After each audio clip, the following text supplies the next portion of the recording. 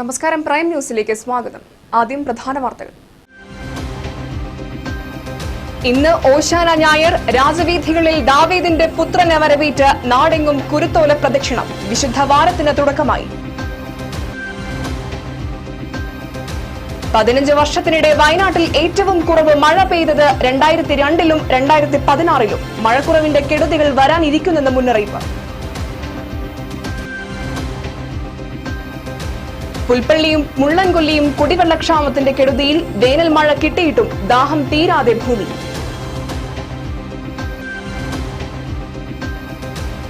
ചെട്ടിയാലത്തൂർ സ്വയം പുനരധിവാസ പദ്ധതിക്ക് കേന്ദ്രം 13.86 കോടി അനുവദിച്ചു. പുനരധിവാസത്തിന് കടലാസ് ജോലികൾ പോലും പൂർത്തിയായില്ലെന്ന ആക്ഷേപം. നീരട്ടാടി മദ്യഷാപ്പ് പ്രശ്നത്തിൽ പനമരം ടൗണിൽ ഉച്ചവരെ കടകൾ അടച്ച് ഹർത്താൽ. UDF-ന്റെ ഇരട്ടത്താപ്പെന്ന് LDF നേതാക്കൾ. ശാസ്ത്രം കുതിക്കുമ്പോഴും ദാരിദ്ര്യം പെരുകുന്നത് സമ്പദ് വിതരണത്തിലെ അപാകത. ശാസ്ത്ര സാഹിത്യ പരിഷത്ത് ജില്ലാ സമ്മേളനം മരക്കടവിൽ സമാപിച്ചു.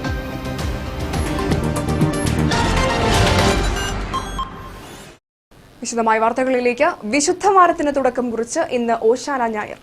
പീഡാനുഭവത്തിനും കുരിശുമരണത്തിനും മുന്നോടിയായി ക്രിസ്തുദേവന്റെ ജെറുസലേം പ്രവേശനത്തിന്റെ ഓർമ്മയാണ് ഓശാന.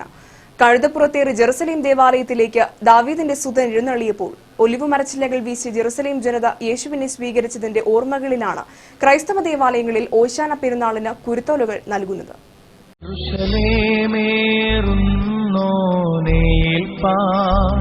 ബാലകരെ കല്ലുകളേന്തി ചെല്ലുവിനെന്നോദി. പീഡാനുഭവത്തിന്റെയും കുരിശുമരണത്തിന്റെയും ഓർമ്മകൾ പുതുക്കുന്ന വിശുദ്ധ വാരാചരണത്തിന് മാനന്തവാടിയിലും തുടക്കമായി. അന്ത്യ അത്താഴത്തിന്റെ ഓർമ്മയിൽ പെസഹ വ്യാഴം ഈ ആഴ്ച ആചരിക്കും. പിറ്റേന്ന് ദുഃഖവെള്ളിയാണ്. പള്ളികളിൽ പീഡാനുഭവ വായനയും കുരിശിന്റെ വഴി പ്രദക്ഷിണവും നടക്കും. ഞായറാഴ്ച ഉയിർപ്പ് തിരുനാൾ ആഘോഷത്തോടെ 50 നോമ്പാചരണത്തിന് സമാപ്തിയാകും. ഈസ്റ്ററിന് തൊട്ടുമുമ്പുള്ള ഞായറാണ് ഓശാന ഞായറായി ആചരിക്കുന്നത്. രാവിലെ ക്രൈസ്തവ ദേവാലയങ്ങളിൽ കുരുത്തോല പ്രദക്ഷിണവും പ്രത്യേക പ്രാർത്ഥനയും നടന്നു. കുരിശാരോഹണത്തിന് മുമ്പ് ഒരിക്കൽ യേശുദേവൻ കഴുതപ്പുറത്ത് ജെറുസലേമിലെ തെരുവീഥികളിലൂടെ സഞ്ചരിച്ചപ്പോൾ ജനങ്ങൾ ഒലിവിലകളും ഈന്തപ്പനയോലകളും കുരുത്തോലകളും വീശി എതിരേറ്റതിന്റെ ഓർമ്മ പുതുക്കാനാണ് ഓശാന പെരുന്നാൾ ആഘോഷിക്കുന്നത്. യേശുവും ശിഷ്യന്മാരും ജെറുസലേമിൽ വന്ന ദിവസത്തെയാണ് ഓശാന ഞായർ അഥവാ പാം സൺഡേ എന്നറിയപ്പെടുന്നത്. യേശുവും ശിഷ്യന്മാരും ജെറുസലേമിലെത്തിയപ്പോൾ ആബാലവൃദ്ധം ജനങ്ങളും വഴിയോരത്ത് തടിച്ചുകൂടി ഓശാന എന്ന് വിളിച്ചു പറഞ്ഞതിനാലാണ് ഈ ദിവസത്തെ ഓശാന ഞായർ എന്ന് വിളിക്കുന്നതെന്നാണ് വിശ്വാസം. ഓശാന എന്നാൽ ആപത്തിൽ നിന്ന് രക്ഷിക്കൂ എന്നാണ് അർത്ഥമാക്കുന്നത്. യേശു ജെറുസലേമിലേക്ക് കടന്നു വന്നപ്പോൾ സൈത്തിൻ കൊമ്പുകൾ ആടിയുലഞ്ഞ് ദൈവപുത്രനെ സ്വാഗതം ചെയ്തു എന്നാണ് വിശ്വസിക്കുന്നത്. മാനന്തവാടി കത്തീഡ്രൽ ദേവാലയത്തിൽ മാനന്തവാടി രൂപത ബിഷപ്പ് മാർ ജോസ് പൊരുന്നേടവും മാനന്തവാടി അമലോത്ഭവ മാതാ ദേവാലയത്തിൽ ഫാദർ ജെയ്സൺ കളത്തിപ്പറമ്പിലും മാനന്തവാടി ടൗൺ പള്ളിയിൽ ഫാദർ അഗസ്റ്റിൻ നിലയ്ക്കപ്പള്ളിയും ഒണ്ടേങ്ങാടി സെന്റ് മാർട്ടിൻ പള്ളിയിൽ ഫാദർ തോമസ് തൈക്കുന്നുംപുറവും ചടങ്ങുകൾക്ക് നേതൃത്വം നൽകി. ബത്തേരി സെന്റ് മേരീസ് യാക്കോബായ സുനോറോ പള്ളിയിൽ ഓശാന ശുശ്രൂഷയ്ക്ക് ഫാദർ ജെയിംസ് വൻമേലിൽ, ഫാദർ ഷിബു കുറ്റിപ്പറിച്ചൽ എന്നിവർ നേതൃത്വം നൽകി. കഷ്ടാനുഭവ വാരത്തിലേക്കുള്ള ഒരുക്കം കൂടിയായ ഓശാനയിൽ നിരവധി വിശ്വാസികൾ അണിചേർന്നു. ബത്തേരി സെന്റ് തോമസ് കത്തീഡ്രലിൽ നടന്ന ചടങ്ങുകൾക്ക് വികാരി തോമസ് കാഞ്ഞിരമുകളിൽ നേതൃത്വം നൽകി. ഓശാന ശുശ്രൂഷകളും തുടർന്ന് വിശുദ്ധ കുർബാനയ്ക്കും നിരവധി വിശ്വാസികൾ പങ്കെടുത്തു. പഴൂർ സെന്റ് ആന്റണീസ് കത്തോലിക്ക ദേവാലയത്തിൽ ഓശാന ശുശ്രൂഷയിൽ 100 കണക്കിന് വിശ്വാസികൾ പങ്കെടുത്തു. ഫാദർ വിൻസെന്റ് പുതുശ്ശേരിക്കടവ് നേതൃത്വം നൽകി. തീർത്ഥാടന കേന്ദ്രമായ ചീയമ്പം മാർ ബസേലിയോസ് യാക്കോബായ സുറിയാനി പള്ളിയിൽ ഓശാന പെരുന്നാളിനും പരിശുദ്ധ കുർബാനയ്ക്കും കുരുത്തോല പ്രദക്ഷിണത്തിനും ഫാദർ എൽദോ അതിരമ്പുഴ, ഫാദർ ഷാൻ ജേക്കബ് ഐക്കരക്കുഴി എന്നിവർ നേതൃത്വം നൽകി. കുരുത്തോലകളുമേന്തി വിശ്വാസി സമൂഹം നടത്തിയ പ്രദക്ഷിണത്തിൽ നിരവധി പേർ പങ്കെടുത്തു. ചെറ്റപ്പാലം സെന്റ് മേരീസ് കത്തീഡ്രൽ ദേവാലയത്തിൽ ഓശാന തിരുനാൾ കുർബാനയ്ക്കും കുരുത്തോല പ്രദക്ഷിണത്തിനും 100 കണക്കിന് വിശ്വാസികൾ പങ്കുചേർന്നു. കുരുത്തോല പ്രദക്ഷിണത്തിന് ഫാദർ വർഗീസ്, ഫാദർ അനിൽ കുമുറിക്കൽ എന്നിവർ നേതൃത്വം നൽകി. പട്ടാണിക്കൂപ്പ് സെന്റ് മേരീസ് സിംഹാസന യാക്കോബായ പള്ളിയിൽ ഓശാന തിരുക്കർമ്മങ്ങൾക്കും വിശുദ്ധ കുർബാനയ്ക്കും കുരുത്തോല പ്രദക്ഷിണത്തിനും നിരവധി വിശ്വാസികൾ പങ്കുചേർന്നു. കുരുത്തോല പ്രദക്ഷിണത്തിന് ഫാദർ വർഗീസ് താഴത്തുകുടി നേതൃത്വം നൽകി. മുള്ളൻകൊല്ലി സെന്റ് മേരീസ് ഫൊറോന ദേവാലയത്തിൽ ഫാദർ ഫ്രാൻസിസ് നെല്ലിക്കുന്നേൽ ശുശ്രൂഷകൾക്ക് നേതൃത്വം നൽകി. സ്കൂൾ ഗ്രൗണ്ടിൽ നിന്ന് ആരംഭിച്ച തിരുനാൾ പ്രദക്ഷിണത്തിൽ കുരുത്തോലുകളുമേന്തി ആയിരക്കണക്കിന് വിശ്വാസികൾ പങ്കുചേർന്നു. ഫാദർ തോമസ് തെന്നാട്ട്, ഫാദർ ജോസഫ് നെച്ചിക്കാട്ട് തുടങ്ങിയവർ നേതൃത്വം നൽകി. പുൽപ്പള്ളി തിരുഹൃദയ ദേവാലയത്തിൽ നടന്ന ഓശാന തിരുനാൾ ശുശ്രൂഷയ്ക്ക് ഫാദർ ജോസ് മുണ്ടയ്ക്കൽ നേതൃത്വം നൽകി. പുൽപ്പള്ളി ടൗണിലേക്ക് കുരുത്തോല പ്രദർശനവും നടന്നു. പാടിച്ചിറ സെന്റ് സെബാസ്റ്റ്യൻ ദേവാലയത്തിൽ ഓശാന തിരുക്കർമ്മങ്ങൾക്കും കുരുത്തോല പ്രദർശനത്തിനും ഫാദർ സജി പുഞ്ചയൽ നേതൃത്വം നൽകി. അമരക്കുനി സെന്റ് ജൂഡ്സ് ദേവാലയത്തിൽ ശുശ്രൂഷകൾക്കും പ്രദർശനത്തിനും father Robin പടിഞ്ഞാറയിൽ, Marakavu saint Thomas ദേവാലയത്തിൽ ഫാദർ ജോസ് വാഴക്കാലായിൽ എന്നിവർ നേതൃത്വം നൽകി. പെരിക്കല്ലൂർ സെന്റ് തോമസ് ക്നാനായ ഫൊറോന പള്ളിയിൽ ഓശാന തിരുനാൾ കുർബാനയ്ക്കും പ്രദർശനത്തിനും ഫാദർ സുനിക്കൽ പാറയ്ക്കൽ നേതൃത്വം നൽകി. പട്ടാണിക്കൂപ്പ് ഉണ്ണീശോ പള്ളിയിൽ ഓശാന തിരുനാൾ കുർബാനയ്ക്കും പ്രദർശനത്തിനും ഫാദർ സിബിച്ചൻ ചേലക്കപ്പള്ളി നേതൃത്വം നൽകി. മരക്കടവ് സെന്റ് ജോസഫ് ദേവാലയത്തിൽ ഓശാന തിരുനാൾ കുർബാനയ്ക്കും പ്രദക്ഷിണത്തിനും ഫാദർ മാത്യു പൈക്കാട്ട് നേതൃത്വം നൽകി. സീതാബോർഡ് സെന്റ് ജോസഫ് ദേവാലയത്തിൽ ഓശാന തിരുനാൾ കുർബാനയ്ക്കും പ്രദക്ഷിണത്തിനും ഫാദർ ജോഷി പുൽപ്പയിൽ നേതൃത്വം നൽകി. പുൽപ്പള്ളി സെന്റ് ജോർജ് യാക്കോബായ സിംഹാസന കത്തീഡ്രൽ ദേവാലയത്തിൽ ഓശാന തിരുനാൾ ആഘോഷത്തിനും കുരുത്തോല പ്രദർശനത്തിനും ഫാദർ റെജി പോൾ ചവർപ്പനാൽ, ഫാദർ സജി ചൊള്ളാട്ട് തുടങ്ങിയവർ നേതൃത്വം നൽകി. തുടർന്ന് കുരുത്തോല പ്രദർശനത്തിന് നിരവധി വിശ്വാസികൾ പങ്കുചേർന്നു. പുൽപ്പള്ളി സെന്റ് ജോർജ് മലങ്കര കത്തോലിക്ക പള്ളിയിൽ father Lazar Puthenkandathil, Irippoodu saint Antony's ദേവാലയത്തിൽ father Mathew Mundokuzhiyil, Sasimala saint Mary's ദേവാലയത്തിൽ ഫാദർ തോമസ് മണ്ണിത്തോട്ടം എന്നിവർ ശുശ്രൂഷകൾക്ക് നേതൃത്വം നൽകി. തുടർന്ന് കുരുത്തോലകളുമായി പ്രദർശനത്തിനും നിരവധി ആളുകൾ പങ്കുചേർന്നു. കവനിഗിരി സെന്റ് മേരീസ് ദേവാലയത്തിൽ ഓശാന തിരുനാൾ കുർബാനയ്ക്കും പ്രദർശനത്തിനും ഫാദർ തോമസ് ചേറ്റാനിയിൽ നേതൃത്വം നൽകി. ആലത്തൂർ ശിശുമല ഇൻഫന്റ് ജീസസ് പള്ളിയിൽ ഓശാന തിരുനാൾ കുർബാനയ്ക്കും പ്രദർശനത്തിനും ഫാദർ ജോളി കളപ്പുരയിലും, ആണ്ടിക്കൊല്ലി സെന്റ് സെബാസ്റ്റ്യൻ ദേവാലയത്തിൽ ഫാദർ മനോജ് കാക്കനോയായിലും, ഇരുളം സെന്റ് സെബാസ്റ്റ്യൻ ദേവാലയത്തിൽ ഫാദർ സജി പുതുക്കുളങ്ങരയും നേതൃത്വം നൽകി. വിവിധ ബ്യൂറോകൾക്കൊപ്പം ന്യൂസ് ഡെസ്ക് വയനാട് ന്യൂസ്. ഇനി തകരുന്ന കാർഷിക വയനാട്.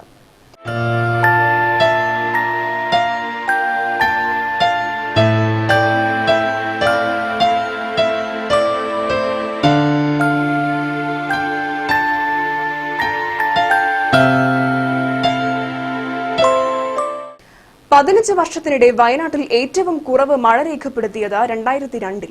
വയനാടൻ കാർഷിക ജീവിത വ്യവസ്ഥയ്ക്ക് തിരിച്ചടി തുടങ്ങിയത് ആ വർഷം തന്നെ. 2016 മഴ വയനാടിനെ ചതിച്ചതായി അമ്പലവയലിലെ പ്രാദേശിക കാർഷിക സർവകലാശാലയുടെ കണക്കുകൾ വ്യക്തമാക്കുന്നു. 2016 മഴക്കുറവിന്റെ പ്രത്യാഘാതങ്ങൾ വരും വർഷങ്ങളിൽ അനുഭവിക്കേണ്ടി വരുമെന്ന് മുന്നറിയിപ്പ്. 2002 1208.5 മില്ലിമീറ്റർ മഴ മാത്രമാണ് വയനാട്ടിൽ പെയ്തത്. കാലാവസ്ഥാ വ്യതിയാനത്തിന്റെ കെടുതികൾ ജില്ല പ്രത്യക്ഷത്തിൽ അനുഭവിച്ചു തുടങ്ങിയത് 2002 മുതലാണ്. 2002 മുതൽ 2005 വരെ കാലഘട്ടം വയനാട്ടിൽ കർഷക ആത്മഹത്യകളുടെ കാലമായിരുന്നു എന്നത് പ്രത്യേകം ഓർക്കണം. 2002 മുതൽ 2005 വരെ കാലത്ത് ജില്ലയിൽ വ്യാപകമായി കുരുമുളക് കൃഷി നശിച്ചു. 2005ഓടെ 90% തോട്ടങ്ങളിലും ദ്രുതവാട്ടമടക്കം രോഗങ്ങൾ ബാധിച്ച് കുരുമുളക് പൂർണ്ണമായി നശിച്ചുപോയി. 2012-13 കാലഘട്ടമായപ്പോഴേക്കും കുരുമുളകിന് തകർച്ച സമ്പൂർണ്ണമായി. 2005 കുരുമുളക് കൃഷി തകർച്ചയ്ക്ക് ശേഷം വെറുതെയിട്ട തോട്ടങ്ങളിൽ കേന്ദ്ര സംസ്ഥാന ഗവൺമെന്റുകളുടെ കുരുമുളക് പുനരുദ്ധാരണ പദ്ധതികളുടെ ഭാഗമായി കഠിനമായി പരിശ്രമിച്ച് വളർത്തിയെടുത്ത ചെടികളും നാശത്തെ നേരിട്ടു. ദ്രുതവാട്ടമടക്കം രോഗങ്ങളാണ് ബാധിച്ചത്. കൊടിയ ചൂടും കൊടും തണുപ്പും കനത്ത മഴയും ആവശ്യമുള്ള കുരുമുളക് സൗഹൃദ കാലാവസ്ഥ വൻതോതിൽ മാറിമറിഞ്ഞത് വയനാടിനെ കുരുമുളകിന്റെ ശവപ്പറമ്പാക്കി. കുരുമുളക് പുനരുജ്ജീവിപ്പിക്കാൻ ജില്ലയിലെങ്ങും കൊണ്ടുപിടിച്ച ശ്രമങ്ങൾ തുടരുന്നതിനിടെയാണ് കഴിഞ്ഞ വർഷം മഴ ചതിച്ചത്. 1.5 ദശകങ്ങൾക്കിടെ കുറവ് മഴ ലഭിച്ച വർഷങ്ങളുടെ പട്ടികയിലാണ് 2016. മണ്ണിനെ പിടിക്കാൻ മണ്ണ് കുത്തിയിളക്കുന്ന കാട്ടുപന്നികളെ അതിജീവിച്ച് വല്ലയിടത്തും കുരുമുളക് ചെടികൾ തെഴുത്ത് വളരുന്നുണ്ടെങ്കിൽ വരും വർഷങ്ങളിൽ അവയെ ദ്രുതവാട്ടം പിടികൂടുമെന്നതിന് സംശയമില്ല. കനത്ത ചൂടിൽ മനുഷ്യദേഹം ജലം വറ്റി തളർന്നു വീഴുന്നത് പോലെ പെട്ടെന്ന് വാട്ടം ബാധിച്ച് കുരുമുളക് ചെടിയും വീണുപോകുന്നു. മണ്ണിന്റെ ചൂളക്കിട്ട ചൂട് താങ്ങാൻ കുരുമുളക് ചെടിക്കാവില്ല. 15 വർഷത്തിനിടെ വയനാടിന്റെ മനം കുളിർത്ത് മഴ പെയ്തത് 1994 2690.8 മില്ലിമീറ്റർ മഴ അക്കൊല്ലം കിട്ടി. അക്കൊല്ലം മാത്രമേ പ്രതീക്ഷിത മഴ ലഭിച്ചുള്ളൂ. 15 കൊല്ലങ്ങളായി വയനാട് കാലാവസ്ഥാ വ്യതിയാനത്തെയും അതുവഴി വിളത്തകർച്ചയെയും അഭിമുഖീകരിക്കുകയാണ്. 2017 മാർച്ചിൽ 150 മില്ലി ശരാശരി വേനൽമഴ നമുക്ക് കിട്ടിയെന്നാണ് കണക്ക്. വലിയ കുറവില്ലാതെ ഇത്തവണ വേനൽമഴ ഇനിയും കിട്ടുമെന്ന സൂചനയുമുണ്ട്. പക്ഷേ 15 വർഷത്തിലധികമായി വയനാടിന്റെ സാമ്പത്തിക, കാർഷിക, സാമൂഹിക ജീവിതത്തെ ഞെരിച്ചു തകർത്ത കാലചക്ര വ്യതിയാനത്തെ നേരിടുന്ന കാര്യത്തിൽ നമ്മുടെ വിദഗ്ധരെല്ലാം ഇപ്പോഴും ഇരുട്ടിൽ തപ്പുകയാണ്. ബിനേഷ് മാത്യു, വയനാട് ന്യൂസ്, അമ്പലവയൽ. വേനൽ ചൂടിന് ശമനം പകർന്ന് കഴിഞ്ഞ ദിവസങ്ങളിൽ ജില്ലയുടെ വിവിധ ഭാഗങ്ങളിൽ മഴ ലഭിച്ചെങ്കിലും കബനിയിലും കൈവഴികളിലും വെള്ളമായില്ല. കബനിയുടെ കൈവഴികളാണ് കന്നാരംപുഴ, കടമാൻതോട്, ബാവലി, പനമരം, മാനന്തവാടി പുഴകളെല്ലാം. ശക്തമായ വരൾച്ച നേരിട്ട പുൽപ്പള്ളിയിൽ ജില്ലയിൽ മറ്റ് ഭാഗങ്ങളിൽ പെയ്തത്ര മഴ ലഭിച്ചിട്ടില്ല. ഇക്കാരണത്താൽ പുൽപ്പള്ളിയിലൂടെ ഏറെ ദൂരം ഒഴുകി കബനിയിൽ ലയിക്കുന്ന കന്നാരംപുഴയിലും കടമാൻതോട്ടിലും നീരൊഴുക്കിനാവശ്യമായ വെള്ളമായില്ല. കബനിയും എലിഞ്ഞു തന്നെയാണ് ഒഴുകുന്നത്. പുൽപ്പള്ളി, മുള്ളൻകൊല്ലി പഞ്ചായത്തുകളിലേക്ക് കുടിവെള്ളമെടുക്കുന്ന കബനി പദ്ധതിയുടെ നിലനിൽപ്പ് കബനിയിലെ വെള്ളക്കുറവിനാൽ ആശങ്കയിലാണ്. ഒരു മാസം മുമ്പ് പഞ്ചായത്തിന്റെയും കുടുംബശ്രീയുടെയും നേതൃത്വത്തിൽ മരക്കടവിൽ തടയണ കെട്ടിയാണ് ജലവിതരണത്തിനാവശ്യമായ വെള്ളം സംഭരിച്ചത്. പുൽപ്പള്ളി, മുള്ളൻകൊല്ലി പഞ്ചായത്തുകളിൽ ജലക്ഷാമം രൂക്ഷമായി തുടരുകയാണ്. പുൽപ്പള്ളിയിൽ പഞ്ചായത്തിന്റെ നേതൃത്വത്തിൽ ചില കേന്ദ്രങ്ങളിൽ ജലവിതരണം നടത്തുന്നുണ്ട്. എന്നാൽ മുള്ളൻകൊല്ലിയിൽ സന്നദ്ധ സംഘടനയുടെ നേതൃത്വത്തിലാണ് ജലവിതരണം. ഈ വെള്ളമാകട്ടെ പഞ്ചായത്തിന്റെ എല്ലാ ഭാഗങ്ങളിലും എത്തുന്നുമില്ല. കാപ്പിസെറ്റ്, മുതലിമാരൻ കോളനി, ചാമപ്പാറ പ്രദേശങ്ങളിൽ ദിവസങ്ങൾ കൂടുമ്പോഴാണ് വെള്ളം കൊണ്ടുവരുന്നത്. പ്രദേശവാസികൾ ഏറെ ദൂരം താണ്ടിയാണ് വെള്ളം തലച്ചുമടായും മറ്റും കൊണ്ടുവരുന്നത്. മുള്ളൻകൊല്ലിയിൽ വരൾച്ച രൂക്ഷമായിട്ടും ജലവിതരണത്തിന് അധികൃതർ മുൻകൈയെടുക്കാത്തത് വിമർശനത്തിനിടയാക്കിയിട്ടുണ്ട്. വയനാട് ന്യൂസ്, പുൽപ്പള്ളി. വരൾച്ച കൊടുമ്പിരി കൊണ്ട അതിർത്തി ഗ്രാമങ്ങളിൽ കുടിവെള്ള വിതരണം അവതാളത്തിൽ. നിലവിലുള്ള ജലവിതരണ പദ്ധതിയിൽ നിന്നും കാപ്പിസെറ്റ് കോളനിയിൽ ജലമെത്തിയിട്ട് ആഴ്ചകളായി. പലതവണ അധികൃതരെ വിവരമറിയിച്ചിട്ടും ഫലമൊന്നും ഉണ്ടായിട്ടില്ല. കന്നാരംപുഴയിലെ കുഴികളിൽ കെട്ടിക്കിടക്കുന്ന മലിനജലമാണ് ആദിവാസികളടക്കമുള്ളവർ കുളിക്കാനും അലക്കാനും ഉപയോഗിക്കുന്നത്. ഇത് പകർച്ചവ്യാധികൾക്ക് കാരണമായേക്കുമെന്ന് ആരോഗ്യവകുപ്പ് മുന്നറിയിപ്പ് നൽകിയിരുന്നു. കാപ്പിസെറ്റ് കോളനിയിൽ മുമ്പുണ്ടായിരുന്ന ജലവിതരണ പദ്ധതി ഇപ്പോൾ പ്രവർത്തനരഹിതമാണ്. കോളനികളിലെ എല്ലാ വീടുകളുടെയും മുറ്റത്ത് ടാപ്പുകളുണ്ടെങ്കിലും വെള്ളമില്ല. 100ഓളം കുടുംബങ്ങൾ താമസിക്കുന്ന കോളനിയിലെ ജലക്ഷാമത്തെക്കുറിച്ച് നിരവധി തവണ പരാതി നൽകിയിട്ടും യാതൊരു പ്രയോജനവും ഉണ്ടായില്ലെന്ന് ഗ്രാമപഞ്ചായത്ത് അംഗം CP വിൽസൺ പറഞ്ഞു. ഇവിടെ കുടിവെള്ളം പോലും ഇല്ലാത്ത ഒരു അവസ്ഥയാണ്. പഞ്ചായത്തിൽ നിരന്തരമായി ഞാൻ ആവശ്യപ്പെട്ടിട്ടും അതിനൊരു പരിഹാരം ഇതേവരെ മുള്ളൻകൊല്ലി പഞ്ചായത്ത് നടത്തിയിട്ടില്ല. അതുകൊണ്ട് തന്നെ പഞ്ചായത്ത് പ്രസിഡന്റിനെ ഇന്ന് ഞാൻ വിളിച്ച് പറഞ്ഞിട്ടുണ്ട്, നാളെ മുതൽ അടിയന്തരമായി ഇവിടെ വെള്ളം എത്തിക്കാനുള്ള സംവിധാനം ചെയ്യണം. ഇല്ലെങ്കിൽ ഇവിടെ വെള്ളം പോലും കിട്ടാതെ ഈ കൊച്ചുമക്കൾ മരിച്ചു പോകുന്ന ഒരു അവസ്ഥയിലേക്ക് കാര്യങ്ങൾ വീഴും, കുടിവെള്ളം കിട്ടാതെ. അധികൃതർ നേരിട്ട് വെള്ളം എത്തിക്കാമെന്ന് ഉറപ്പ് നൽകിയെങ്കിലും ആഴ്ചകളായി റോഡ് വക്കിൽ നിരന്ന ജനങ്ങൾ വെള്ളത്തിനായി കാത്തിരിക്കുകയാണ്. ഇതിൽ പ്രതിഷേധിച്ച് കോളനിക്കാരുടെ നേതൃത്വത്തിൽ പഞ്ചായത്ത് ഓഫീസിന് മുന്നിൽ സമരം ആരംഭിക്കാനുള്ള തയ്യാറെടുപ്പിലാണ് കോളനിക്കാർ. നമുക്ക് വെള്ളത്തിന് ഭയങ്കര ബുദ്ധിമുട്ട്. ഇല്ലെങ്കിൽ പിന്നെ അതോറിറ്റീൻ്റെ എങ്കിലും ഇങ്ങോട്ട് പാസ്സാക്കി തരണം. അതുമില്ല, ഞങ്ങൾക്ക് കുടിക്കാൻ പോലും വെള്ളമില്ല. ഭയങ്കര ബുദ്ധിമുട്ടാണ്. ഇവിടെ എത്ര വീട്ടുകാരുണ്ട്? ഇവിടെ എണ്ണിയ തീരാത്ത വീടുകളാണ്. 300-ന് മേലെയുണ്ട് വീട്. ഞാൻ രാവിലെ മെമ്പറിനെ വിളിച്ചു പറഞ്ഞു, ഈ കുഞ്ഞു പിള്ളേരെ ഒരു നേരത്തെ വെള്ളമില്ലാതെ മെമ്പറ് നമുക്ക് ജീവിക്കാൻ പറ്റുമോ? ഒരു നേരത്തെ കഞ്ഞി കുടിച്ചില്ലെങ്കിൽ ഒരു നേരത്തെ വെള്ളം, നമ്മൾ ദാഹത്തിന് വെള്ളം കുടിച്ചാലല്ലേ നമ്മളെ ദാഹം മാറുള്ളൂ. ഈ വെള്ളം ഇല്ലെങ്കിൽ എങ്ങനെ ദാഹം മാറുമോ? വയനാട് ന്യൂസ്, പുൽപ്പള്ളി. നൂൽപ്പുഴ പഞ്ചായത്ത് ചെട്ടിയാനത്തൂരിൽ നിന്ന് സ്വയം സന്നദ്ധ പുനരധിവാസ പദ്ധതിയിൽ അർഹത നേടിയ 231 കുടുംബങ്ങളെ മാറ്റിപ്പാർപ്പിക്കാൻ ഉടൻ നടപടി സ്വീകരിക്കണമെന്ന് ജനതാദൾ എസ് കേന്ദ്ര നിർവാഹക സമിതി അംഗം PM ജോൺ. 110 കുടുംബങ്ങൾക്കാണ് പുനരധിവാസ യോഗ്യത എന്ന പേരിൽ വന്ന മാധ്യമ റിപ്പോർട്ടുകൾ ശരിയല്ല. 231 കുടുംബങ്ങളെ മാറ്റിപ്പാർപ്പിക്കുന്നതിന് കേന്ദ്രവിഹിതമായ 60% 13,86 ലക്ഷം രൂപ ഇതിനകം പദ്ധതിക്ക് അനുവദിച്ചു കഴിഞ്ഞതായി കേന്ദ്ര വൈൽഡ് ലൈഫ് ജോയിന്റ് ഡയറക്ടറുടെ കത്ത് ചൂണ്ടിക്കാണിച്ച് ജോയ് അറിയിച്ചു. സംസ്ഥാനത്തിന്റെ 40% വിഹിതമായ 9,24 ലക്ഷം രൂപയിൽ എത്ര തുക അനുവദിച്ചു എന്നതിനെക്കുറിച്ച് വ്യക്തമായ വിവരമില്ല. കേന്ദ്ര ഗവൺമെന്റ് പദ്ധതിക്ക് നൽകേണ്ടത് 13,86 ലക്ഷം രൂപയാണ്. ഇതിൽ 11,08 ലക്ഷം അനുവദിച്ചു കഴിഞ്ഞതായി wild life joint director Roy P. Thomas വ്യക്തമാക്കിയിട്ടുണ്ട്. അവശേഷിക്കുന്ന കേന്ദ്രവിഹിതവും സംസ്ഥാന ഗവൺമെന്റിന്റെ വിഹിതമായ 9,24 ലക്ഷം രൂപയും അനുവദിച്ച് ഉടൻ പുനരധിവാസ പദ്ധതി നടപ്പാക്കണമെന്ന് PM ജോയ് ആവശ്യപ്പെട്ടു. ഇപ്പോൾ കേന്ദ്ര ഗവൺമെന്റിന്റെ വിഹിതമായിട്ട് പുനരധിവാസത്തിന് അവരുടെ പ്രൊജക്റ്റ് എമൗണ്ട് തന്നെയായിട്ട് ഏതാണ്ട് 231 കുടുംബങ്ങൾക്ക് 23,10 രൂപ അനുവദിച്ചിരിക്കുകയാണ്. ഈ 23 10 ലക്ഷം രൂപ അനുവദിച്ചെങ്കിൽ പോലും അവിടെ അതിൻ്റെ സെൻട്രൽ ഗവൺമെൻറ് എടുക്കേണ്ട ഷെയർ 60%, സംസ്ഥാന ഗവൺമെൻറ്റിൻ്റെ ഷെയർ പുതിയ നിയമം അനുസരിച്ച് 40% വരുന്നുണ്ട്. ഇപ്പോൾ സെൻട്രൽ ഗവൺമെൻറ്റിൻ്റെ ഷെയർ അനുസരിച്ച് അവരുടെ 60% തുക അനുവദിക്കുന്നതിൽ അവർ ഏതാണ്ട് 11,08 ലക്ഷം രൂപ അനുവദിച്ചു കഴിഞ്ഞു കേന്ദ്ര ഗവൺമെൻറ്. 11 കോടി 8 ലക്ഷം രൂപ അനുവദിച്ചു കഴിഞ്ഞെങ്കിൽ പോലും ഇനിയും ബാക്കി 20% ഫണ്ട് കൂടി അവർ അനുവദിക്കാനുണ്ട്. അതേസമയം സംസ്ഥാന ഗവൺമെൻറ്റിൻ്റെ 40%ആയിട്ടുള്ള എമൗണ്ട് ഉണ്ടോ, ഏതാണ്ട് 9 കോടി 24 ലക്ഷം രൂപ. ആ പൈസയും കൂടെ അനുവദിച്ച് കിട്ടിയാൽ കേന്ദ്ര ഗവൺമെൻറ്റും സംസ്ഥാന ഗവൺമെൻറ്റും ശക്തമായിട്ടുള്ള ഒരു ഇടപെടൽ നടത്തിയാൽ മാത്രമേ ചെട്ടിയാലത്തൂർ ഗ്രാമവാസികളെ എത്രയും പെട്ടെന്ന് പുനരധിവസിപ്പിക്കാൻ കഴിയുള്ളൂ. ചെട്ടിയാലത്തൂർ വനത്തിനുള്ളിൽ 231 കുടുംബങ്ങൾ കടുത്ത വന്യമൃഗ ഭീഷണിയിലാണ് കഴിയുന്നത്. കേന്ദ്രവിഹിതത്തിന്റെ 20% മാത്രമാണ് ഇനി ലഭിക്കാനുള്ളത്. പുനരധിവാസത്തിന് അപേക്ഷകൾ സ്വീകരിച്ചതല്ലാതെ സംസ്ഥാന ഗവൺമെന്റിന്റെ ഭാഗത്തുനിന്ന് കുടുംബങ്ങളെ മാറ്റിപ്പാർപ്പിക്കാൻ നടപടിയൊന്നും സ്വീകരിച്ചിട്ടില്ലെന്ന് പരാതിയുണ്ട്. അനുമതിയായ കേന്ദ്രവിഹിതം 13 കോടി 86 ലക്ഷം ചെലവഴിച്ചോ എങ്കിൽ ഏത് കാര്യത്തിനെന്നതൊന്നും വ്യക്തമല്ല. AP Shaji, Wayanad news, Cheeral. നീരട്ടാടിയിലെ മദ്യശാപ പ്രശ്നത്തിൽ പനമരം ടൗണിൽ ഇന്ന് ഉച്ചവരെ കടകൾ അടച്ച് ഹർത്താൽ ആചരിച്ചു. ജനകീയ സമരസമിതിയാണ് ഹർത്താലിന് ആഹ്വാനം ചെയ്തത്. മദ്യവിൽപ്പനശാലയിലേക്കുള്ള റോഡിൽ പന്തൽ കെട്ടി സമാധാനപരമായി സമരം നടത്തുകയായിരുന്ന സ്ത്രീകളെ പഞ്ചായത്ത് വൈസ് പ്രസിഡന്റ് അസഭ്യം പറഞ്ഞെന്നും മർദ്ദിച്ചെന്നും ആരോപിച്ചാണ് ഹർത്താൽ. അതേസമയം സ്ത്രീകളും സമരക്കാരും ചേർന്ന് തന്നെ അസഭ്യം പറയുകയും മർദ്ദിക്കുകയുമായിരുന്നുവെന്ന് മോഹനൻ പറയുന്നു. ഇരുകൂട്ടരും ആശുപത്രികളിൽ ചികിത്സ തേടിയിരുന്നു. സ്ത്രീകളുടെ പരാതിയിൽ പഞ്ചായത്ത് വൈസ് പ്രസിഡന്റിനെതിരെ കേസെടുത്ത് പനമരം പോലീസ് അന്വേഷണം ആരംഭിച്ചു. അതിനിടെ ഈ മാസം 2-ന് ബീവറേജ് ഔട്ട്ലെറ്റിനെതിരെ ആരംഭിച്ച സമരം തുടരുകയാണ്. നീരട്ടാടിയിലെ ബീവറേജ് ഔട്ട്ലെറ്റും ഇന്ന് തുറന്നിട്ടില്ല. വയനാട് ന്യൂസ്, പനമരം. സുപ്രീം കോടതി വിധിയുടെ അടിസ്ഥാനത്തിൽ മാറ്റിസ്ഥാപിച്ച് പ്രവർത്തനം ആരംഭിച്ച പനമരം ബിവറേജ് പരിസരത്ത് കുറച്ച് ആളുകൾ ആരംഭിച്ച സമരവുമായി ബന്ധപ്പെട്ട് UDF നേതാക്കന്മാർ ഇരട്ടത്താപ്പ് നിലപാടാണ് എടുത്തതെന്ന് LDF ഭാരവാഹികൾ വാർത്താസമ്മേളനത്തിൽ ആരോപിച്ചു. എക്സൈസ് അടക്കമുള്ളവരുമായി ചർച്ച നടത്തി നിബന്ധനകൾക്കു വിധേയമായാണ് മദ്യഷാപ്പ് പ്രവർത്തനം ആരംഭിച്ചത്. ഔട്ട്ലെറ്റ് ഇവിടെ പ്രവർത്തിപ്പിക്കാമെന്ന് ധാരണയുണ്ടാക്കിയത് പഞ്ചായത്ത് വൈസ് പ്രസിഡന്റും UDF നേതാക്കളുമാണ്. LDFന്റെ ഒരാളെ പോലും ചർച്ചയ്ക്ക് വിളിച്ചിരുന്നില്ലെന്ന് നേതാക്കൾ ആരോപിച്ചു. പിന്നീട് ലീഗുമായുണ്ടായ അഭിപ്രായ വ്യത്യാസമാണ് ഇപ്പോഴത്തെ സമരത്തിന് കാരണം. ഭൂരിപക്ഷം നഷ്ടപ്പെട്ട ഗ്രാമപഞ്ചായത്ത് ഭരണസമിതി രാജിവെക്കണമെന്ന് അവർ ആവശ്യപ്പെട്ടു. മദ്യശാലയുടെ പരിസരവാസികൾക്ക് പ്രയാസമുണ്ടെങ്കിൽ അത് പരിഹരിക്കാമെന്നും നേതാക്കൾ പറഞ്ഞു.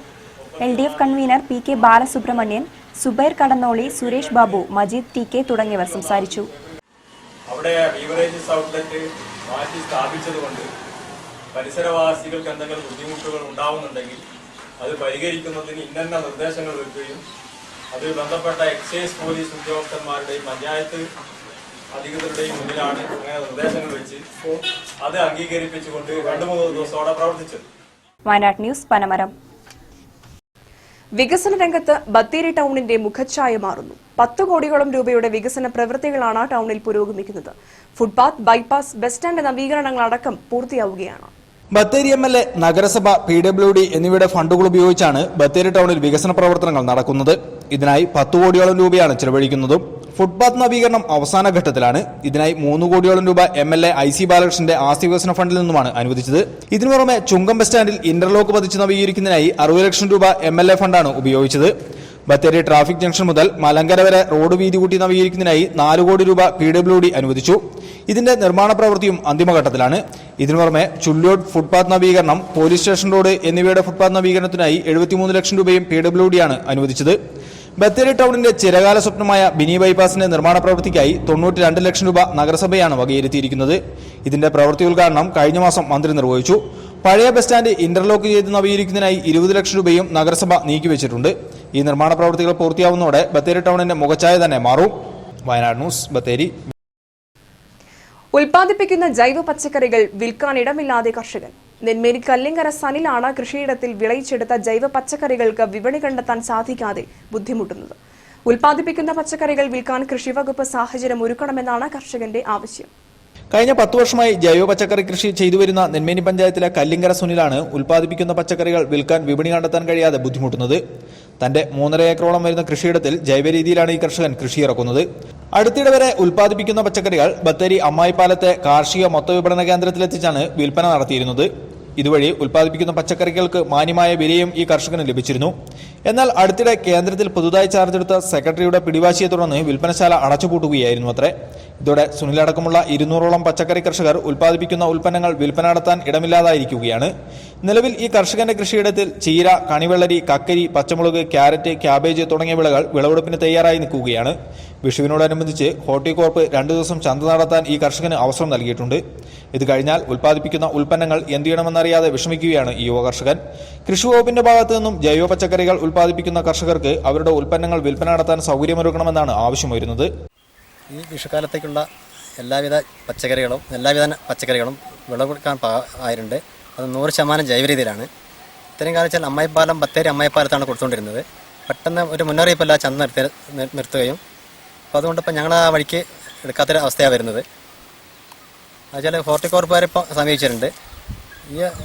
ഈ സീസൺ സമയത്ത് മാത്രമാണ് ഇപ്പോൾ അവർ സമീപിച്ചിരിക്കുന്നത്. ഇത് കഴിഞ്ഞ് ഞങ്ങൾക്ക് അവസ്ഥ ബുദ്ധിമുട്ടാണ്.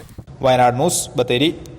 ധനികനും ദരിദ്രനും തമ്മിലെ അന്തരം കുറച്ചുകൊണ്ടുവരാൻ ശാസ്ത്രത്തിന്റെ രീതികൾ ഉൾക്കൊള്ളണമെന്ന് പരിഷത്ത് കേന്ദ്ര നിർവാഹക സമിതി അംഗം പ്രൊഫസർ ടി.പി. കുഞ്ഞിക്കണ്ണൻ.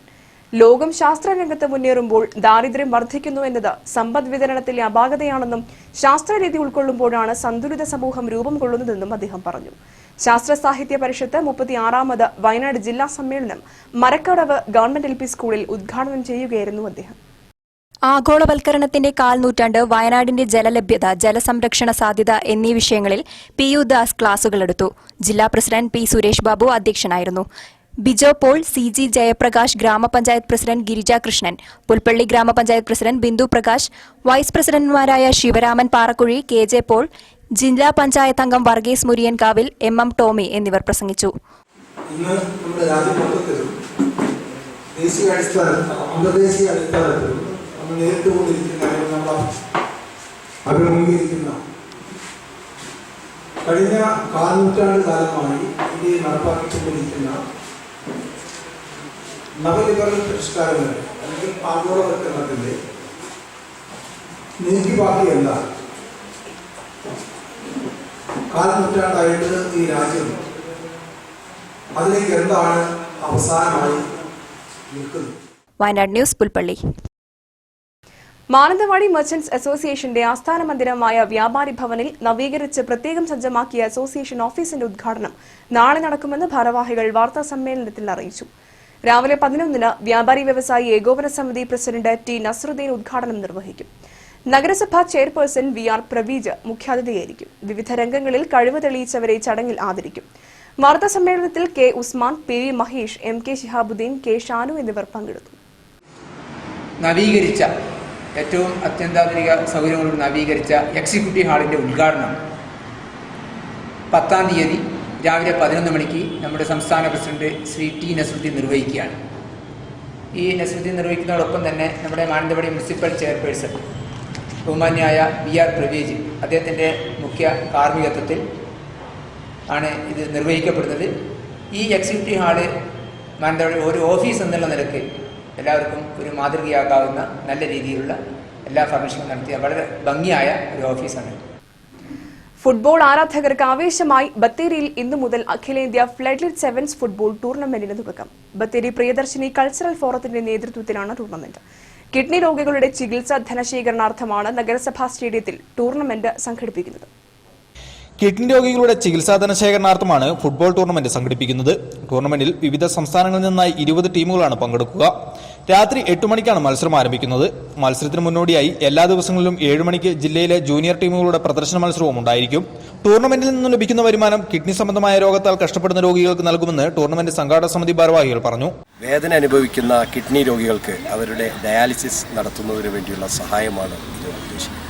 ഒരുപാട് കാരുണ്യ പ്രവർത്തനങ്ങൾ ചെയ്തു വരുന്ന ഞങ്ങൾക്ക് ഇതിനൊരു ധനസമാഹരണം എന്നുള്ളത് കൂടിയാണ് ഉദ്ദേശിക്കുന്നത്. കൂടെ സുൽത്താൻ ബത്തേരിയിൽ കുറേ കാലമായി നിന്നു പോയിരുന്ന കായിക മേഖലയെ പരിപോഷിപ്പിക്കുക എന്നുള്ളത്.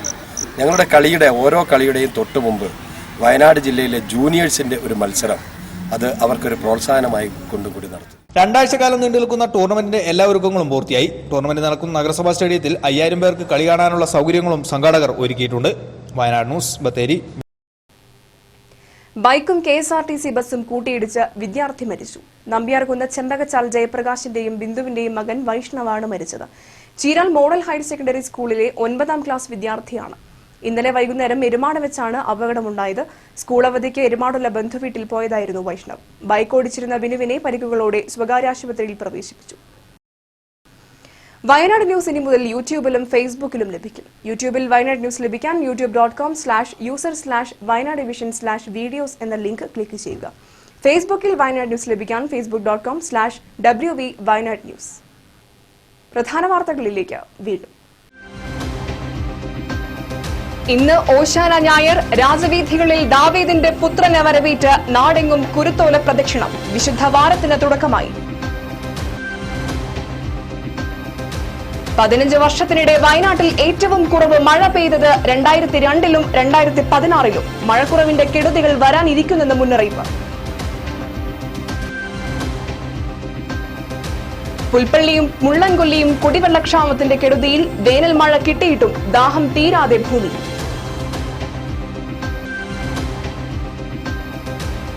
ചെട്ടിയാലത്തൂർ സ്വയം പുനരധിവാസ പദ്ധതിക്ക് കേന്ദ്രം 13,86,00,000 അനുവദിച്ചു. പുനരധിവാസത്തിന് കടലാസ് ജോലികൾ പോലും പൂർത്തിയായില്ലെന്ന ആക്ഷേപം.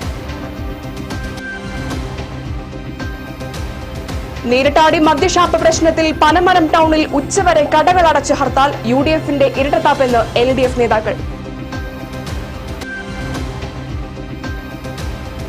ശാസ്ത്രം കുതിക്കുമ്പോഴും ദാരിദ്ര്യം പെരുകുന്നത് സമ്പദ് വിതരണത്തിലെ അപാകത.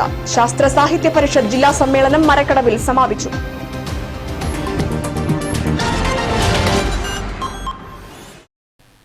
ഈ വാർത്താ ബുള്ളറ്റിൻ പൂർണ്ണമാകുന്നു. നമസ്കാരം.